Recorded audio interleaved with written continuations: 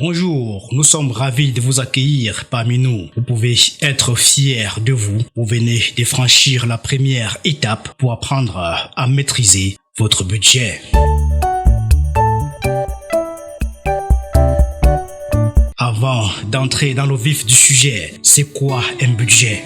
Eh bien, un budget est un outil assez simple que chacun, riche ou pauvre, peut utiliser pour gérer son argent. Un budget sert de feuille de route pour l'avenir. Il est similaire à une carte routière qui peut vous aider à aller d'où vous vous trouvez maintenant vers un but financier en bas de la route. Les buts financiers peuvent être à court terme, comme régler ses dettes, satisfaire ses dépenses quotidiennes sans emprunter, payer les frais scolaires ou encore épargner pour un besoin particulier ou pour quelque chose que nous voulons. Les buts peuvent aussi être à long terme, comme épargner pour acheter une maison ou pour sa retraite. Faire un budget vous aidera donc à repartir vos ressources pour satisfaire de multiples buts.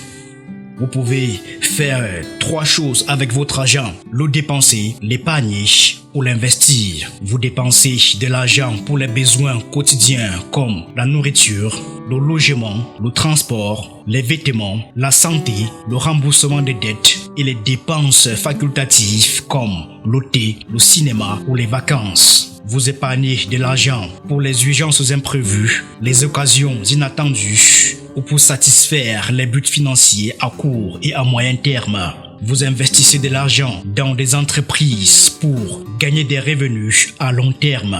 Le meilleur conseil pour gérer ces 3 parties de votre vie financière est simple à dire, mais il est beaucoup plus difficile à accomplir. Dépensez sagement, épargnez régulièrement, investissez prudemment. Tels sont les principes de base pour gérer l'argent. Un budget vous aidera donc à répartir votre argent parmi ces 3 catégories et à prendre un peu plus facilement vos décisions quotidiennes en matière d'argent. N'oubliez surtout pas qu'un bon budget vous aide à payer ce dont vous avez besoin et à épargner pour ce que vous voulez. Maintenant, quels sont les avantages d'un budget? Un budget facilite la prise de décision pour les dépenses et l'épargne, encourage des dépenses prudentes, encourage également une épargne disciplinée si suivie régulièrement, vous aide à satisfaire vos buts financiers, vous aide aussi à contrôler votre argent. Alors, comment fait-on un budget? Pour faire le suivi de vos budgets et de vos dépenses, la première étape est de garder soigneusement des registres de l'argent entrant. Il s'agit des revenus de toutes sources et de l'argent sortant, c'est-à-dire les dépenses de votre ménage. Vous pouvez alors vous servir de cette information pour créer une déclaration de cash flow qui montrera d'où vient votre argent et où il va pour une période de temps spécifique. Autrement dit, il faut un suivi du flux de vos revenus. Analyser votre cash flow peut vous aider à calculer si vos dépenses sont plus importantes que vos revenus. Cela vous aidera à identifier où vous pouvez réduire vos dépenses et les manières dont vous pouvez épargner plus. Pour faire une déclaration de cash flow, choisissez une période récente pour l'analyse, 1 semaine ou 1 mois par exemple. Inscrivez toutes vos sources et sommes de revenus pendant cette période. Le total de vos revenus doit inclure chacun des types suivants de revenus qui sont liés à votre ménage: votre salaire après les retenues salariales, la moyenne des revenus de l'entreprise, les revenus du conjoint, les revenus des autres membres du ménage, les revenus de loyer, les versements et autres sources de revenus. Si vous avez une source de revenus qui ne tombe que de manière périodique, par exemple chaque trimestre ou 2 fois par an, vous pouvez estimer à combien les revenus s'élèvent pour toute l'année et diviser le montant par 12 pour déterminer combien ce sera sur une base mensuelle. Ensuite, faites une liste de dépenses, y compris les besoins de base, nourriture, logement, vêtements, transport et bien d'autres encore, les remboursements de dettes et les dépenses facultatives.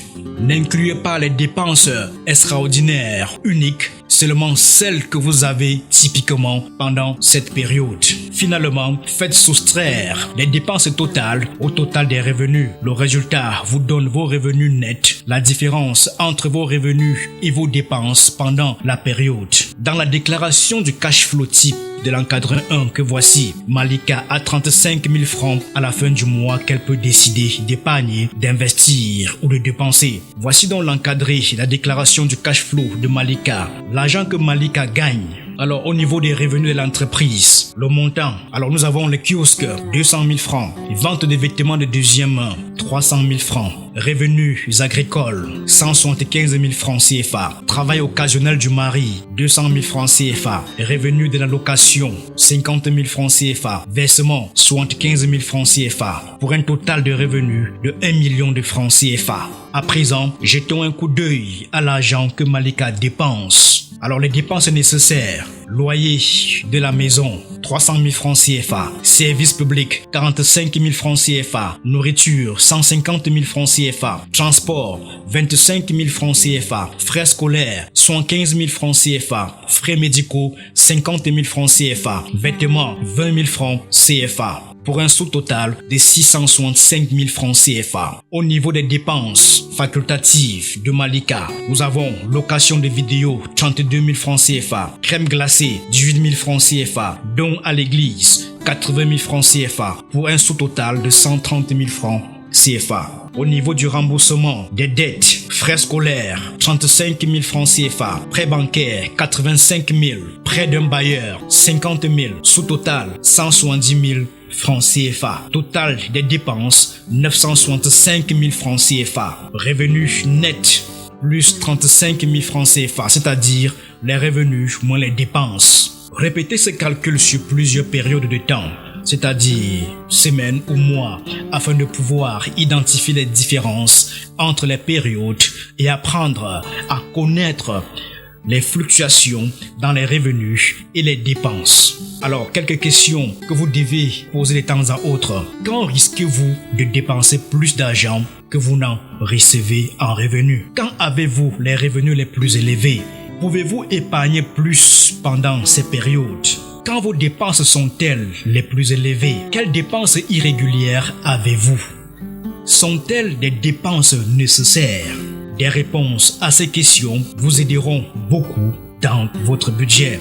Créez des catégories de budget qui sont appropriées à vos dépenses. Une fois que vous avez estimé vos revenus nets mensuels, comme vu plus haut, l'étape suivante est de réfléchir aux catégories appropriées pour votre budget. Vous devez décider si chaque catégorie sera spécifique ou générale.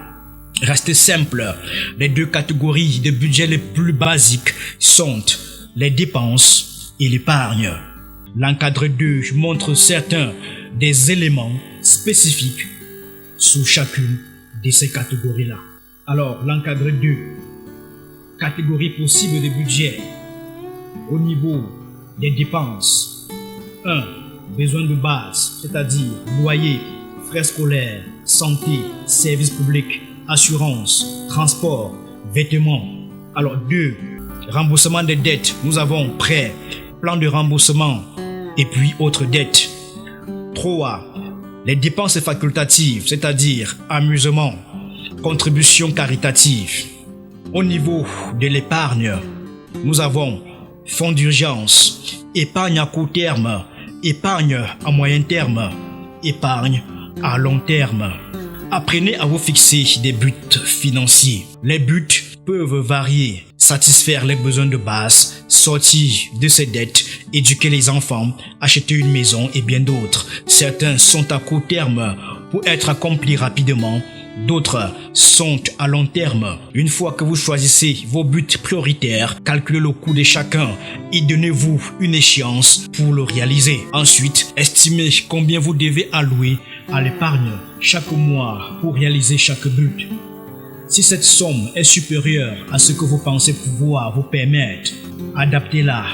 Prolongez le temps pour épargner la somme désirée, réduisez le coût ou changez le but tout simplement.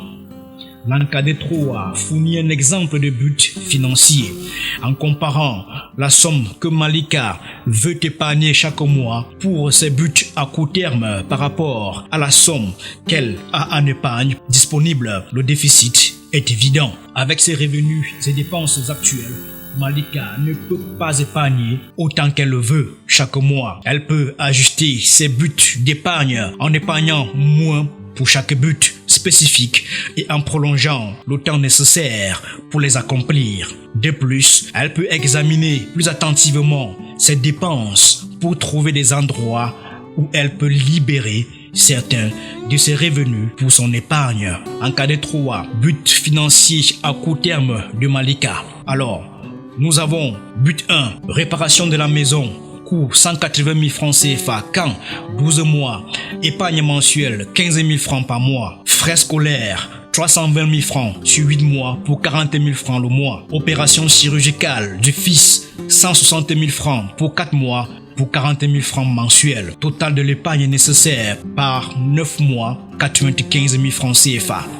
Vous devez distribuer vos revenus parmi les catégories de votre budget. Si votre déclaration de cash flow donne une bonne estimation détaillée de vos revenus et de vos dépenses actuelles, vous devez être capable d'identifier les opportunités pour réduire les dépenses et épargner davantage. Quand vous répartissez de l'argent parmi les catégories du budget, considérez vos priorités et vos buts financiers. Si, comme dans l'exemple de Malika, vous n'avez pas assez de revenus pour payer les besoins nécessaires quotidiens, remboursez vos dettes et épargnez pour des buts spécifiques. Vous savez qu'il vous faudra adapter votre budget. Vous pouvez réduire vos attentes par rapport au prix. Par exemple, utiliser du matériel moins cher pour réparer votre maison ou encore prolonger le temps pour réaliser vos buts.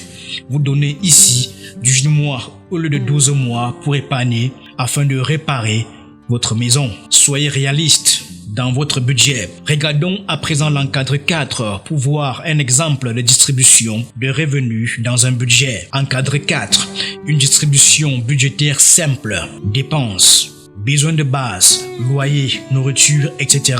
60%. Remboursement des dettes, 10%. Dépenses facultatives, 10%. Total des dépenses, 80%. Épargne, fonds d'urgence, 10%. Épargne à court terme, 5%. Épargne à long terme, 5%. Quels autres facteurs influenceront votre budget? 1. L'opinion que nous avons par rapport à l'argent. Ici, notre opinion par rapport à l'argent se base sur ce que nous avons vu, entendu et vécu dans le passé. Nous développons autour de cela notre comportement. Cependant, certaines opinions courantes sur l'argent ne sont pas correctes et nous retiennent inutilement. Par exemple, beaucoup d'entre nous croient que nous ne pouvons pas bien gérer l'argent parce que nous ne sommes pas bons en maths. Alors, l'encadré 5 donne ici quelques opinions courantes sur l'argent. Ici, l'encadré 5 permet de s'évaluer, vrai ou faux. Gérer l'argent, c'est compliqué, vrai ou faux. Une personne a besoin d'être bonne en mathématiques pour savoir gérer l'argent, vrai ou faux. Mes amis m'abandonneront si je gagne plus d'argent qu'eux. Est-ce vrai ou faux? Il faut beaucoup d'argent pour investir, vrai ou faux? Mes dettes sont trop élevées pour faire quoi que ce soit à leur sujet, vrai ou faux? J'ai fait confiance à mon mari pour faire de bons choix pour moi, vrai ou faux? Les pauvres ne peuvent pas épargner, vrai ou faux? Opinion 2. Votre personnalité par rapport à l'argent. Votre comportement dans le passé avec l'argent est le reflet de votre personnalité par rapport avec l'argent. Est-ce que vous êtes du style à accumuler l'argent, à le dépenser, à l'éviter? Une telle personne peut dépenser facilement, mais peut ne rien comprendre à l'argent, à l'amasser, à prendre des risques, à éviter les risques. Sachez que la plupart des personnes sont un mélange de plus d'une personnalité. Connaître votre personnalité peut vous aider à neutraliser les tendances qui peuvent vous gêner pour réaliser vos buts financiers. Opinion 3. La phase financière de votre vie. Les sommes d'argent qui entrent et celles que vous allouez aux dépenses, l'épargne ou l'investissement varient durant les différentes étapes de la vie. Quand vous êtes jeune, vous dépensez la plupart de votre argent, mais au fur et à mesure que vous mûrissez, vous êtes capable d'épargner davantage. Si vous avez plus de 65 ans par exemple, les revenus réduits peuvent vous forcer à moins épargner et à dépenser plus. Quand vous faites un budget, pensez à la phase financière de votre vie. Lors de la conception de l'éducation financière, considérez des modèles communs dans la phase financière de la vie chez vos clients. Rien ne reste jamais pareil. Votre budget changera forcément. Et au fur et à mesure du temps, les circonstances changent et peuvent même demander à ce que vous révisiez votre budget. Si vos revenus augmentent, vous pouvez allouer davantage à l'épargne. Si vos revenus baissent, il se peut que vous ayez besoin de moins épargner pour payer les besoins de base. Si vous avez un autre enfant, vous pouvez décider d'épargner davantage pour l'éducation. Si le prix des besoins de base augmente selon un taux plus rapide que les revenus, votre budget devra être ajusté. Contrôlez votre budget régulièrement afin d'être prêt à l'ajuster pour répondre à vos circonstances changeantes. Les budgets échoueront aussi parfois. L'échec est généralement dû à une urgence sérieuse, une catastrophe naturelle ou une maladie soudaine qui oblige à faire des dépenses non planifiées, un manque d'engagement ou tout simplement un manque d'autodiscipline ou des buts peu réalistes par exemple. Alors pour les urgences, vous pouvez vous protéger contre l'impact négatif d'événements inattendus en créant un fonds d'urgence qui fait partie de votre budget. Au fur et à mesure que vous apprenez et comprenez l'argent et les finances, vous serez capable de vous donner des buts financiers plus réalistes et constaterez que l'autodiscipline permet de les réaliser. Alors, comment rester dans les limites de votre budget? Avec de la discipline, bien sûr, car faire un budget est une tâche simple. Chacun peut le faire, mais suivre et adhérer à un budget peut être beaucoup plus difficile. Cela exige de la discipline. Vous devez respecter chaque partie du budget à partir du moment où vous fixez des buts financiers, où vous contrôlez vos dépenses jusqu'à votre engagement d'épargner. Les directives suivantes vous aideront certainement à trouver la discipline dont vous avez besoin pour chaque aspect de votre budget. Pour se fixer des buts financiers, alors c'est fixer des buts à court et à long terme pour votre argent. Se donner au moins un but qui peut être réalisé rapidement pour vous récompenser d'avoir épargné. Passez en revue dans le temps vos buts financiers et vos budgets. Alors pour dépenser, réduire ce qui sort sous une manière principale d'épargner. Dépenser sagement vous aide à épargner également. Faire une liste de toutes les dépenses possibles, de dépenser moins pour les dépenses quotidiennes. Vous pouvez épargner davantage dans le temps en réduisant les dépenses quotidiennes plutôt qu'en réduisant une grosse dépense. Faire le suivi de tout ce que vous dépensez. Pour épargner, épargnez en premier. Suivre la règle des 10%. Épargnez 10% de ce que vous gagnez. Une stratégie est d'épargner en premier puis de réfléchir à la manière de dépenser ce qui reste. C'est plus facile à dire qu'à faire, mais cette stratégie est une bonne manière de réaliser vos buts financiers. Épargnez 3 à 6 mois de dépenses opérationnelles dans un fonds d'urgence avant d'allouer de l'épargne à d'autres objectifs. Cela vous protégera en cas de maladie ou de chômage dans la famille et réduira votre dépendance par rapport aux dettes à court terme pour satisfaire vos besoins urgents. Gardez l'épargne hors d'atteinte. Si vous gardez l'épargne à la maison, vous aurez la pression des membres de votre famille pour dépenser cet argent. Pour investir, quand vous considérez un investissement, identifiez la nature et la psychologie des risques associés à cet investissement. Vous pouvez penser aux risques par rapport à la chance en vous posant la question suivante. Quelles sont les chances que je gagnerai un gros bénéfice ou que je subirai une grosse perte? Mais un second aspect des risques est beaucoup plus important. Quelles sont les conséquences liées à ce risque? En d'autres termes, que m'arrivera-t-il si mon investissement échoue? Connaître son niveau de tolérance pour les risques. Se souvenir d'autres occasions dans votre vie qui ont impliqué la prise des risques. Comment les avez-vous gérés? Que vous ont-ils fait éprouver?